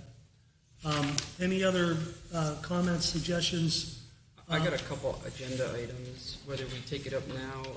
We have not addressed the automatic door proposal. Oh, sorry. The what? The automatic door proposal Automatic door. for the bathrooms. You hit the button and the door opens. Oh, well, we're off in Vera though. Well, I Yeah, just have one question don't there, get me Vera. wrong. Right, All right. 1 second. And I don't know, we can maybe check with management, but is there sort of like a gate training for new residents? Do we know if when new residents come in, like they buy a house in Sandoval, do we go through any sort of training with, don't do this is best practice, stop here, I think with the here's your decal- sticker. Do they go through all of that with the decal? I think with the decal, and I think when Envera was here addressing the problematic scenarios with those decals that weren't working, both the staff here as well as those residents were educated. And I would think that the staff, when they issue the decals, They're going through that and they explaining explain how the process works. Well, maybe some board members should go through that, frankly, because it's very important. A lot of people do not understand that there's magnets, and the reason why you have to wait on that back line is because there's magnets to identify if there's a trailer. So if you're not thinking that, you figure, well, why do I have to wait back here? I can just follow closely, and it will recognize me. And in fact, it's not, because they think you're part of a trailer. We'll get the video out again. Yeah. They did the video. Oh, yeah, that was good to be able to go through it. And then my other question was around updating the speeds for all the barrier arms to be the same. Are we just going forward and doing that? That was one I of the think that's going to be recommendations. part of what we're going to have to, Okay, part of the whole deal within there. Okay. that's it for Envera. Okay. So Ron, you were talking about automatic. Yes, I was expecting this to be on our agenda. I was expecting an updated agenda, frankly, but what this included was the automatic doors proposal we were all sent out, which basically puts automatic door openers on the two restrooms in the older clubhouse and the front door. That was one that was sent around for all of us. I think we should discuss that here or at the next board meeting. And then I got a couple other things that I think need to be addressed. One of them I mentioned was the arms being open for extended period of times right now. That cannot happen. We've been waiting now for 9 months to have all the crosswalks and all the white lines throughout the community painted. You can barely see them. And some things like why the gate broke, yes, but why is it laying on our grass, killing the grass, creating a dangerous situation? Why is it just sitting there for weeks at a time? I don't think that would be acceptable for anyone's front yard. Why is it acceptable for our community? Those are some issues that I'd like to address now or in the next board meeting. They weren't added as agenda items for tonight's meeting, so I think we need to take those up at the next board meeting in 2 weeks. Okay, well then it'll be 2 weeks. You okay with that? Yep. Okay, moving on under old business, the landscape committee appointments. Casey has indicated that Linda Duclos and Lynn Berry have been appointed to the landscape committee. Ron, you touched on the street paving. Yes, part of the paving project was supposed to be redoing all the white lines throughout the community. That was not done. Also, part of the paving project was to address the community pavement in the community center here. There's significant issues that need to be addressed. They obviously could not do that during the time because the project was underway. I'd also want to know a timeline when that's going to be addressed. And also, we need to have part of our evaluation of the community. I mean, our asphalt is aging. We need to continue to identify areas and make sure that we have a system in place to do that so it never gets into a situation where residents are waiting years to get large cavernous holes in the pavement fixed, because that's completely unacceptable. Gary, with the landscape, you need to assign a board liaison. Or is there a board liaison assigned to the landscape committee? I didn't know. Board liaison for landscape committee? No, Maryland's Lakes. I'm not sure that we have one for the landscaping committee. Casey's been overseeing that. I might be open to it. I would want to understand the commitment now that the clubhouse is done. I can divert my attention. Okay. So I want to make sure I understand. I can tentatively do it and then confirm. But if it's a couple times a week, I wouldn't be able to. Right. Steve, do we have anybody signed up for open forum? Yes, I will. Well, let's go off the list. Do we need to close our meeting? Yeah, we need to adjourn. Yeah, with Stephen, a protocol, if you're on the list, you can speak. If you're not, then we don't. Gary, we need to adjourn. We need to adjourn the meeting first. We have to close the meeting first, huh? Okay. Okay, make a motion to adjourn? Second? Second. All in favor? Aye. Now, to open forum. You could, I think, I'm fine with it. I'm sorry, but that's just me. Okay. I think someone has something to say, they should be able to. I'd rather them say it here than Facebook, so I can respond to it. But we don't respond. Yell at me here. At least say it here on Facebook. We need to enforce this in the future, though, because I'm not going to wait till another meeting when somebody doesn't like what they heard, and all of a sudden they want to sign up and have something to say. It's not fair. Yeah, that's true.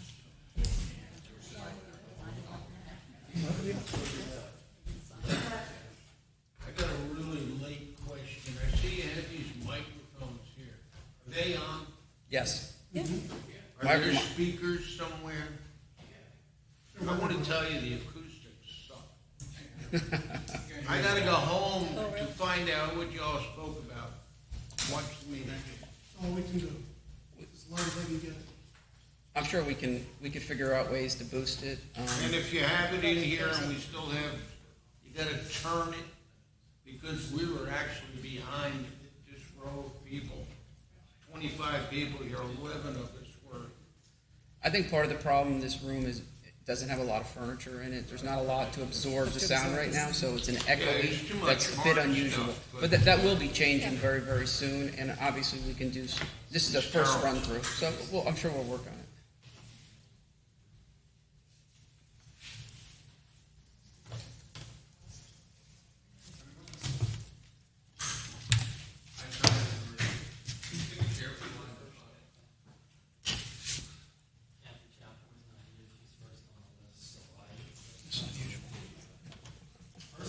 Question is, when will we have the speed upgraded for on the internet by, tentatively? I don't want to give you an exact day. Should I not worry about for 3 months, 6 months? No, well, we have in our contract, we have a maximum period of time, I believe it's, and I don't even like stating it because that's the worst case scenario. I believe it's 2 months. But I don't expect that at all. I expect it to be in it. I'm not in favor of speed bumps, but in the survey, where did we get it, and will we publish the survey so the residents understand what they said to one another? If a huge amount of residents want speed bumps and a certain amount of the board doesn't want it, then are we listening to the residents? We're going to discuss that at the next meeting. Okay. Well, I said I don't know what the results are, so the next thing would be is the building is open. I understand there's a chair problem. Is there a way that we could actually continue to rent 40 chairs so that the clubs can try to use the buildings? You know, we'll only use it one club at a time, but maybe one at 9, one at 12, one at night, so that we can actually use it and not have a high cost, $40 times 30 days, $1,200. Not a terrible thing, I don't think. Okay. And what I'd also like to do is we get a very short time to speak here. I'd like to see and invite the board to meet with us residents in an open forum. I don't think it's happened for 6 years, but I think it's more than this opportunity that we need as residents to actually have hopefully constructive conversations.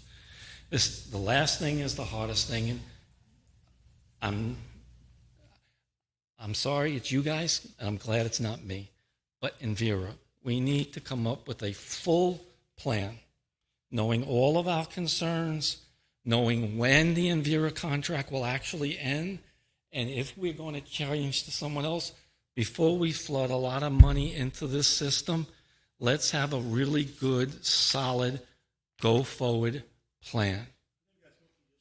Yes, but it can't get done in a board meeting.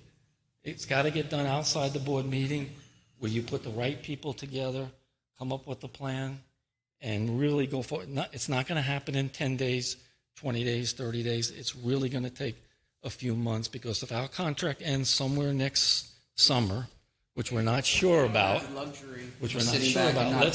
do a really long-term, get it right, and go forward.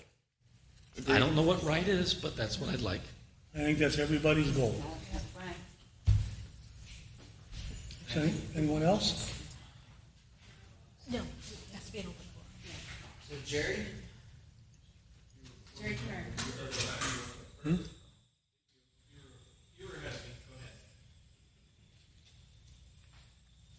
Good evening, Bob Higgs, Stony Hill Court.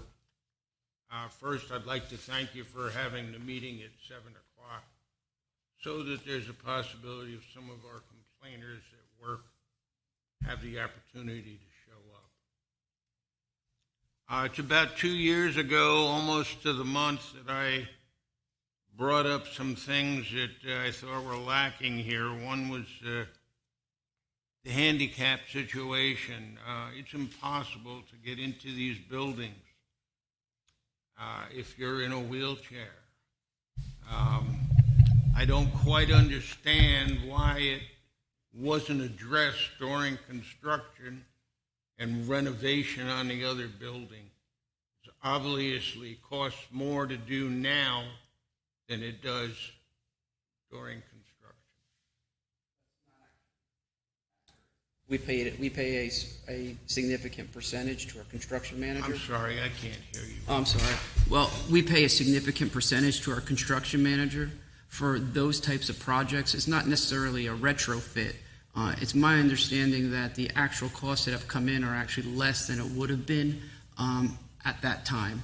Now, would it have been more fluid to have it done at that time? Yes, but this has to be a board vote, frankly, and those types of decisions couldn't have been made on a committee level. Without this long, another month's not going to matter.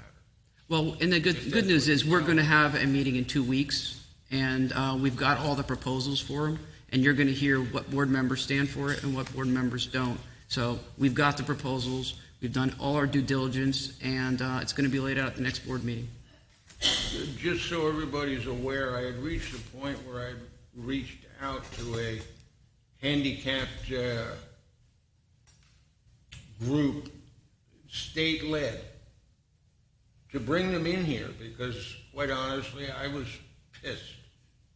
But I had conversations with Ron, and I since didn't do it. I'm hoping that in another month this will be straightened out, and I won't have to bring them in here because there'll be a list of stuff that you don't even want to know about. The other thing I brought up then was defibrillators. And the comment I asked if we had any, Don Wells said, well, I have one in my garage. Well, have we gotten any? If we have, where are they? Is the staff trained? Would the staff even know where to look? I think we need to tighten up on some of this stuff.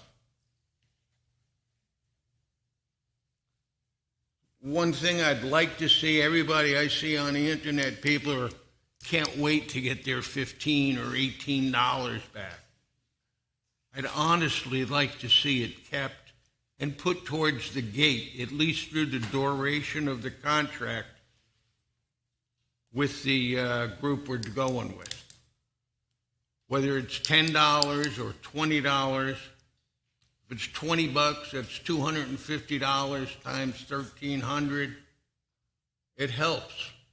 Certainly go towards the gates. Gates are going to be somewhere between $300,000 and $500,000.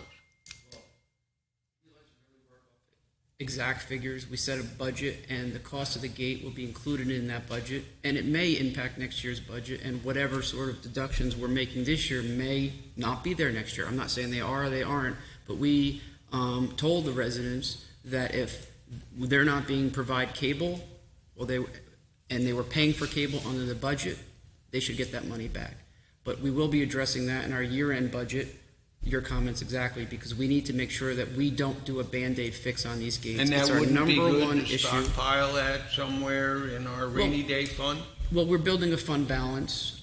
We've made some very conservative moves when it came to moving the CenturyLink fund over to make sure that we had a storm fund, a fund balance, finally, something that we've never had, which we should have a month and a half to 2 months to shore up our financial position so we're never in a situation where we're running on a negative.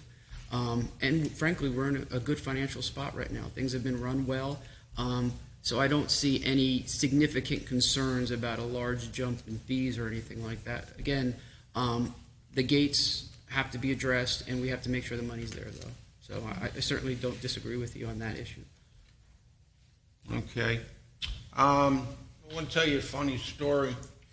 The tennis courts and the pickleball courts, as far as I know, have been closed for approximately a month.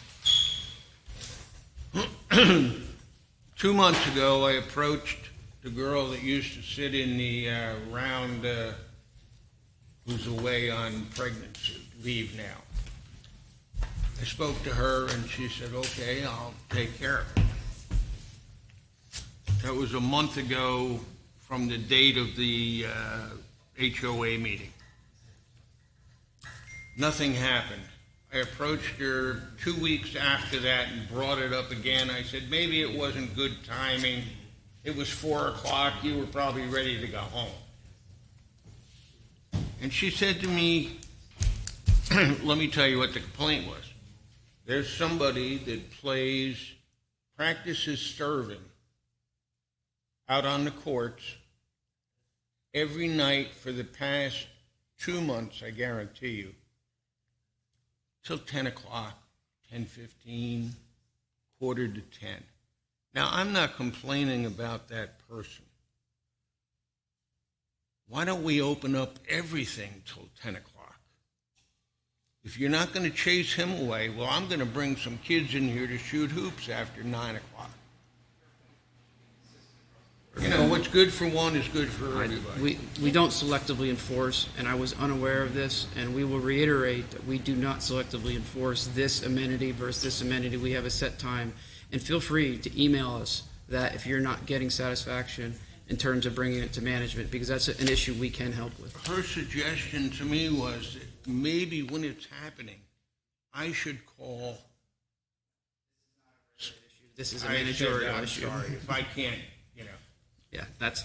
So let me tell Excuse you. me, First, the matter of protocol, comments are limited to 3 minutes, so you've obviously exceeded that. we haven't met in a long time. Okay. I'll try to hurry, okay? Yeah, okay. The first day she was gone, Julian was taking her spot. And I ran into Julian, and I said to him, this is about 3 o'clock in the afternoon, I told him the problem. You know what? He had it taken care of by that night. So that was Thursday and Friday night. It's back to he's playing whenever he wants after that Thursday and Friday. But you have two really good hires, Julian and Jude. Very nice boys, men, young, whatever, employees, polite, over and above whatever you need. You going to give me another minute or not? Go for it. Thanks. It's this August meeting. Yeah. It's a credit. A credit. A while back, I had heard a quote at the meeting about that it costs us $20,000 or $25,000 to trim our palm trees every year. Now, I don't quite understand why they planted coconut palms where they did. But eventually, the law of big numbers is going to be against us, and somebody's going to get hit with a coconut. Why don't we transplant the coconut palms that are in areas around the pool, on the esplanade, and plant them somewhere else and replace them with something that won't kill you if it falls? Maybe we could do 6 a year. You know, it's probably too big of a nut for 1 year, but maybe we could do a few every year. I think it's a reasonable suggestion. I don't have the answer, but I can find out, and I might be the liaison in charge of landscaping. I say that very cautiously. That's a good first start for you, Ron. Yeah. So I'll put out coconuts. I have one last thing that frightens me. I see we're having some classes going on, and you can buy a ticket, or it's $5 cash every time you go.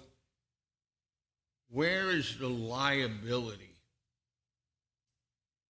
If I'm getting paid to instruct by an HOA-sponsored class, craft, whatever it might be, and I get hurt, or I fall in a hole, or I have a heart attack, or I slip and fall, where's the instructor who's getting cash? Where is their liability? That's a good question. I can say that we did have a meeting a few weeks back with our council, and we've carved out certain activities that are outside normal HOA activities in which we're requiring a waiver. And I believe those activities were included. I can follow up with you on that. But that was one step we took to protect ourselves some. I was unaware that we have instructors actually profiting. That would be the first I heard of that, but I'm glad you raised that, and these are perfect times for you to bring these things, because I don't know everything. And you're getting money, and you're there X amount of times a week, and you do it a year, and we're not even giving them a 1099. They could be putting 20 grand in their pocket. Well, they should also According be to carrying Social Security, insurance. the participants are paying him, not Sandoval. Participants Not Sandoval is pay paying him. The instructor. The instructor pays a rental fee for the use of the room. And what has that done for my liability? Yep, sign a waiver. And plus, if there's no 1099, now you're talking a federal offense on top of it. They don't need a But that's 1099. not- but They're being paid the residents. We're not, That's we're their not- We're not business. paying them. If Sandoval's paying They're not them, employed by us. So you're telling me that our management company is paying them? no, the residents are, it's a direct pay. For instance, the yoga class, the yoga instructor charges $5 per class, payable to her. So she would be responsible for paying her taxes, and not Sandoval at all. Well, Participating resident pays the $5 to the instructor. I hear you, but when you fall and get hurt Right. and you're suing, Well, the you're question we going to had start was, with her, then you're going to go to the HOA, and that's me. and that's why the need for the waivers. When the classes were outside, this was As an long as issue. you can sit there and tell me that I don't need to worry about it, I'll settle for that. Thank you. Sure, thank you. Cheers. Anybody else? Yes. Jerry? I promise I'll be a little shorter than Bob. You got 2 minutes, Jerry. First and foremost, I know for the cable reduction, I agree exactly with what Ron said. I think we've promised our residents a refund. I know a lot of them are expecting some compensation, and then whatever happens next year is something we'll talk about in another month or so when budgets come around. I think having that clear delineation is the appropriate approach. So I commend you for that.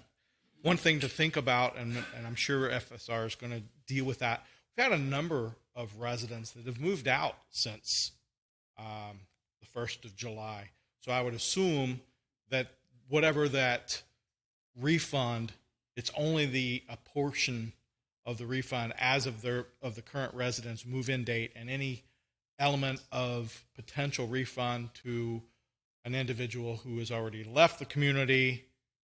I don't know where that money goes if, we just, bonus from that, or I don't know how we'll deal with that. But it's just, and I don't need an answer, it's just a point to be considered. It is a all. good point, because there will be residents that have moved in October or September, maybe even August, and it would be a windfall for those residents. It's a carve-out we need to address, and we need to be surgical with this. So it's a point that I hadn't considered, frankly, and I appreciate you raising it, and Steve and I will discuss that. Yeah, so it's Very nice, good point, though. for somebody, Yeah. like a lot of us maybe here. It'd be the community just giving They were away here money. before the 1st of July, and we plan to be here after the 1st of the year.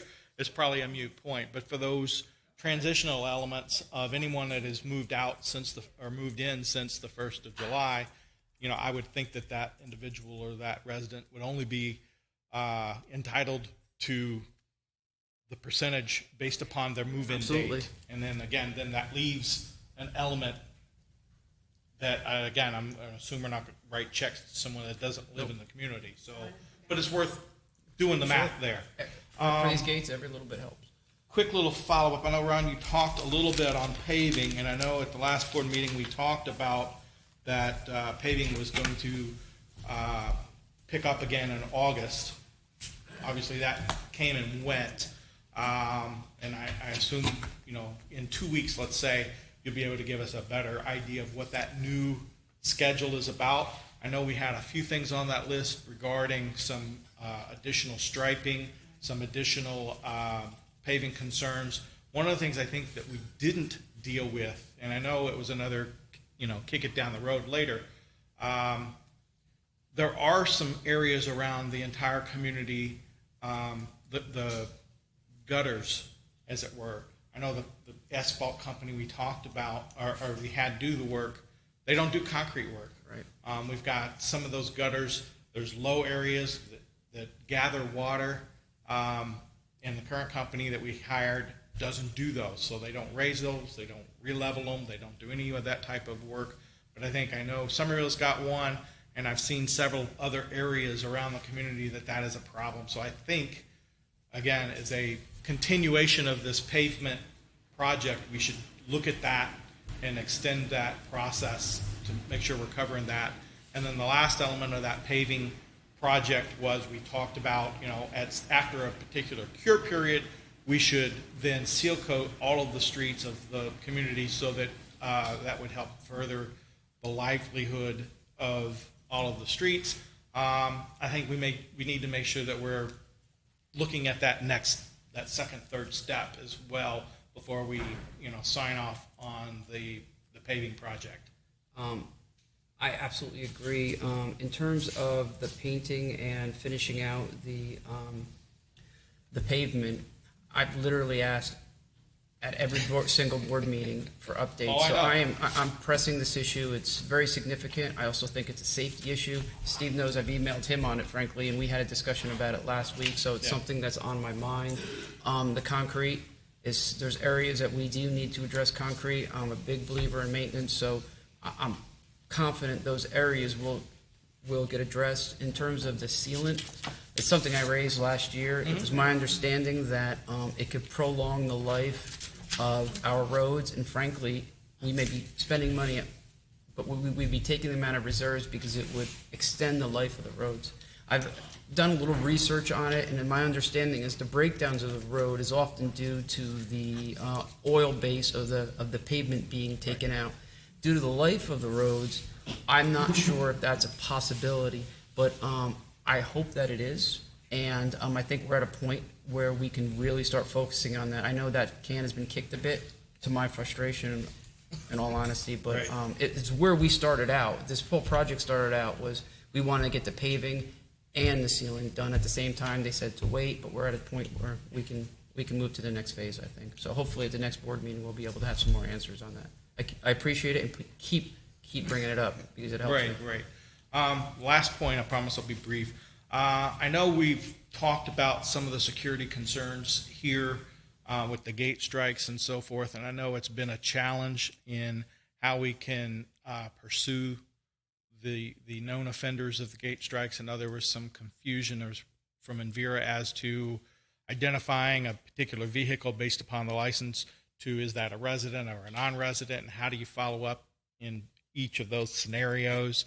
But I'm also concerned that I know that we call K&W towing on a regular basis for cars parked in various parking places on various streets, et cetera. Do we have any information on whether vehicles are actually being towed, or any information on any of that? Because I know Somerville is, we had some towing concerns of our own. We've actually entered into our own towing contract with K&W to address the gap areas of what we felt we wanted service for that Sandoval wasn't able to provide for us. We were fine with that. We just took it on ourselves to close that gap for our satisfaction. But like one of the things is, so it's 2:00 in the morning and there is a car in Somerville that needs to be towed. Is it being called on? Is it being towed? I know for a fact that I've got 3 scenarios in the last month that was not done. Do you know if they checked in their checkpoint in Somerville, so they went through there? I see the security reports. I know that they were at the pool at a couple of times throughout the evening, but I did not see the vehicles listed in the vehicle reports on the 3 occasions that I know absolutely. Well, what it's saying is was towing dispatched. Yes, that doesn't mean the car was towed. That's right. And in the 3 scenarios that I know of, we instructed management.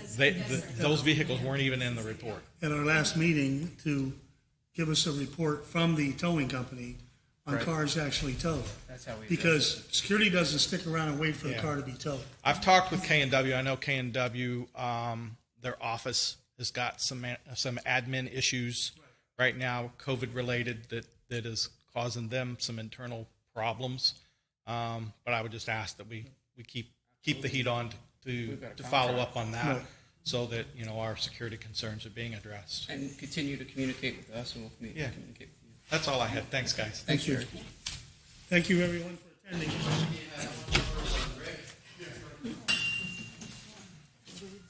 I'm sorry?